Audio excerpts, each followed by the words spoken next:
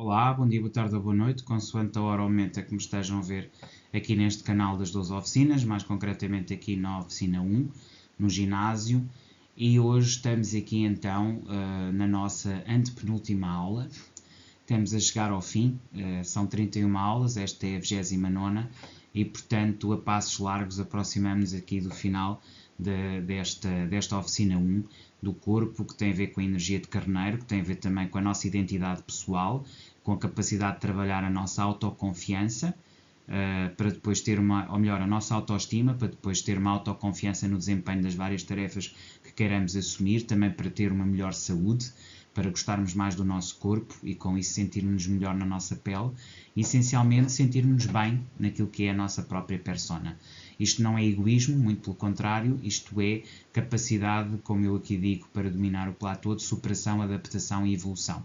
O platô é realmente aquele ponto no qual nós nos sentimos muito bem com aquilo que fazemos e, nomeadamente, nos sentimos muito bem com o nosso corpo. Já estamos numa fase diferente de evolução física e mental, sabemos exatamente o que queremos, para onde queremos ir e, portanto, a partir desse momento nós já não temos muitos limites ou baias relativamente àquilo que é a nossa percepção de vida e de realidade. Começamos a entrar progressivamente em patamares mais elevados, não só de evolução pessoal, mas também de transformação interna, e então tudo começa a fazer um sentido diferente, porque verdadeiramente percebemos que o nosso objetivo físico é também um objetivo mental, é também um objetivo espiritual e simultaneamente um objetivo emocional.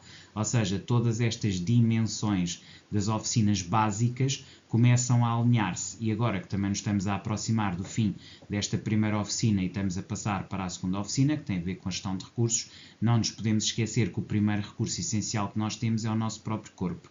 É um recurso que funciona ao contrário, quanto mais gastarmos, mais temos dele, ao contrário dos outros recursos, quanto mais gastamos, menos temos. Este aqui é um recurso que está sempre em abundância, porque quanto menos o forçamos, mais temos dele, ou seja, mais corpo temos, porque ele é defensivo, ele tenta, sendo autofágico, manter-se constantemente, digamos, na zona de conforto e temos que ser nós a tirá-lo da zona de conforto para a colocar na zona de crescimento e atingir os necessários platôs para efetivamente termos esta superação, adaptação e evolução constante. Portanto, basicamente só dominamos o nosso platô quando saímos da nossa zona de conforto, vamos para a zona de desafio e começamos a criar dificuldades ao nosso próprio corpo, obrigando-o a crescer e a sair de zonas que não o beneficiam, mas pelo contrário retraem e o limitam. Portanto, é exatamente o contrário. Aqui, quanto mais gastamos energia e capacidades, mais realizamos, basicamente. Então, a ideia aqui é o que é o platô, a definição funcional, faz estabelecer estabilidade com alto rendimento físico, zona onde não há regressão nem progresso rápido, exige autoconsciência, disciplina e escuta ativa. O platô é o novo início e não o fim.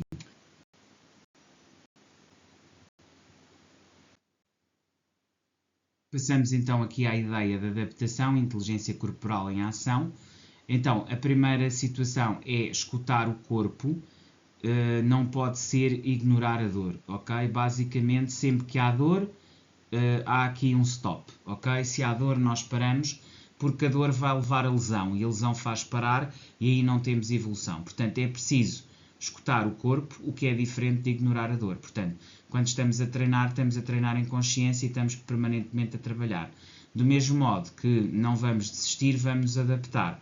Ou seja, é preciso escutar o corpo, não ignorando a dor, mas mantendo, digamos assim, um equilíbrio e sabendo que uma coisa é a dor que dá lesão, outra coisa é o esforço, que é uma coisa diferente da dor penalizadora, e nós temos que aprender a escutar o corpo para saber a diferença. Do mesmo modo também que temos que saber adaptar-nos, não é desistir, é criar novas formas de rendimento corporal. Cada vez que adaptamos, estamos a criar novas formas de rendimento e, portanto, não estamos a desistir. Portanto, o corpo fala, ele emite sinais de dor. Quando há essa dor e que não seja uma dor lacinante, porque essa deve parar imediatamente, deve ajustar de treino.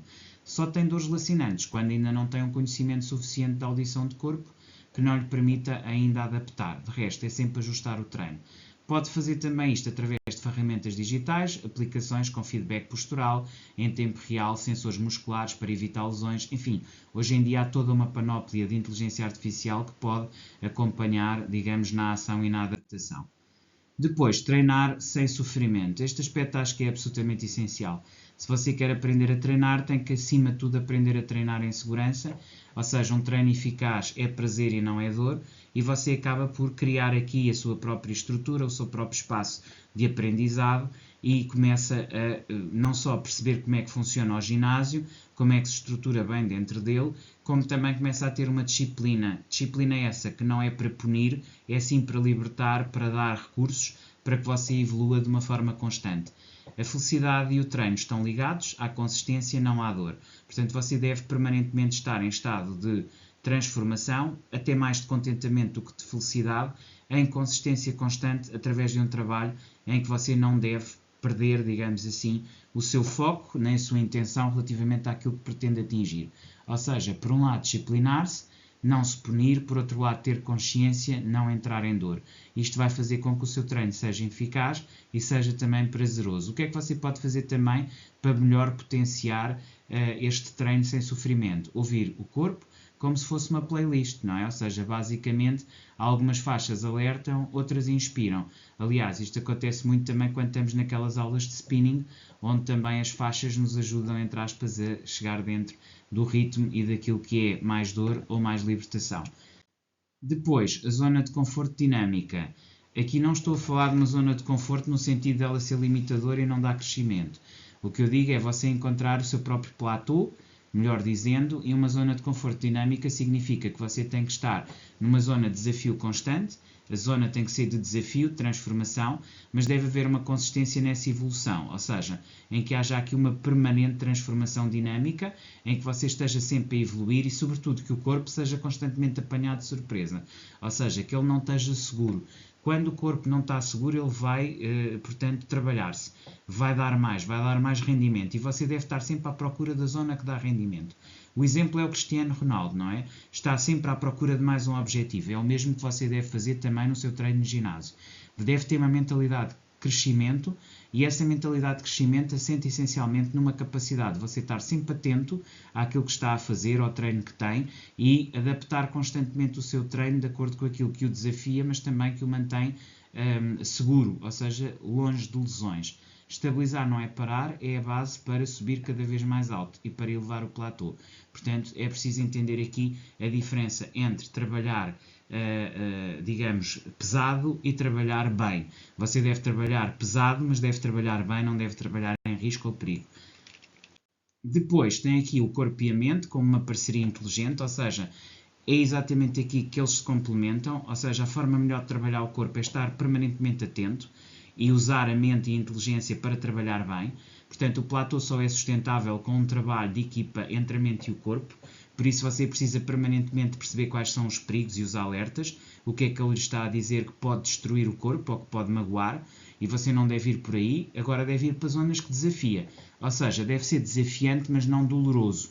E isso só se obtém através de uma escuta ativa. Esta capacidade de perceber que tem que ser ativo, mas não doloroso, é só através da escuta ativa e de um treino adaptado permanente. Só a partir daí é que você consegue trabalhar de forma mais eficaz. O que é que você deve usar também? Ferramentas digitais, nomeadamente aplicativos de meditação, treino sincronizado com batimentos cardíacos, ou seja, procurar aqui também diversificar um bocadinho o tipo de apps que utiliza, para não estar sempre a bater nas mesmas teclas e conseguir aqui também ter algum grau de maior diversidade que lhe permita também melhorar e alterar e também já agora fazer com que o seu treino seja mais prazeroso naquilo que faz. Finalmente, programação neurolinguística e visualização reforçam de forma permanente e positiva esta fase, que é a fase de criar parceria entre corpo e mente. Criar um desafio permanente são também as regras para manter o platô vivo, estabelecer micro-objetivos, mudar as rotinas semanalmente, cá está, adaptação, adaptação, adaptação. Quanto mais adaptabilidade você tiver no seu treino, melhores resultados você vai atingir. Se você mantém sempre o mesmo tipo de treino e não faz qualquer tipo de rotina, não muda, cada vez terá objetivos mais escassos. Porquê? Porque o corpo habitua-se e deixa de reagir. Portanto, quanto mais micro-objetivos estabelecer, diferenciar e mudar rotinas de forma semanal e combinar exercícios compostos com exercícios isométricos, maior resultado você terá. Portanto, você deve mesmo estabelecer isso. Depois, intervalar isto também, ou ser capaz também de fazer isto com situações de intervalamento, ou seja, alta intensidade e intervalo, ou seja, um treino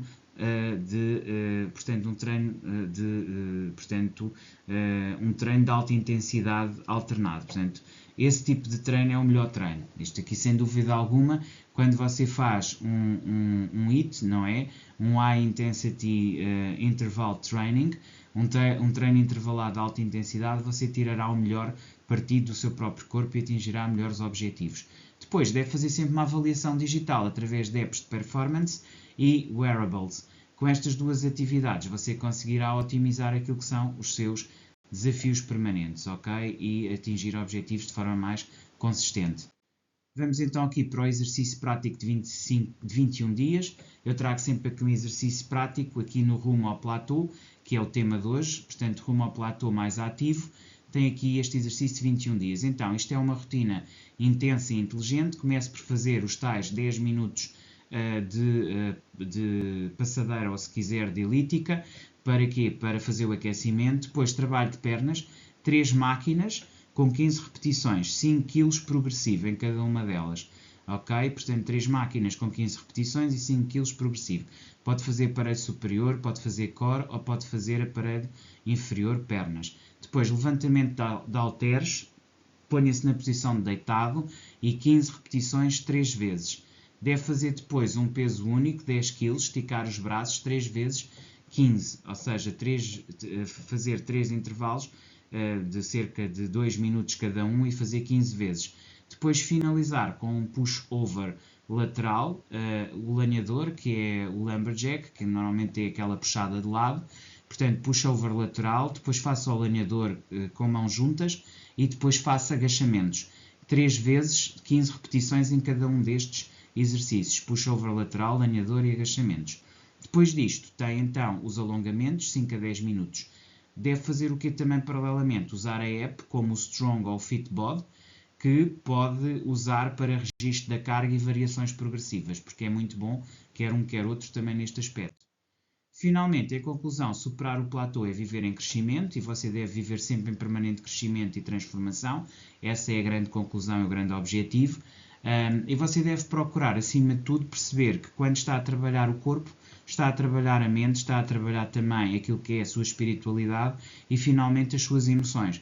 Porquê? Porque durante todo um treino, você tem tendência a normalizar as suas emoções, ou seja, a estruturá-las, a deixá-las estabilizadas. Faz também com que determinados pensamentos sejam afastados à medida que você se trabalha mais e mais a fundo. Isto ajuda a atingir o platô, que não é um fim de viagem, é apenas o começo do verdadeiro domínio do corpo e da mente. E você deve ser aqui capaz de ser totalmente dotado de determinação relativamente aos seus objetivos. A dica final é objetivos renovados é igual a vitalidade constante. Portanto, tentar efetivamente transformar todas as suas dificuldades em maiores vantagens. Se fizer isto, atingirá certamente os seus objetivos. Era isto que eu tinha para vocês. Espero voltar-vos a ver amanhã na penúltima lição. Até lá, despeço-me com cordialidade.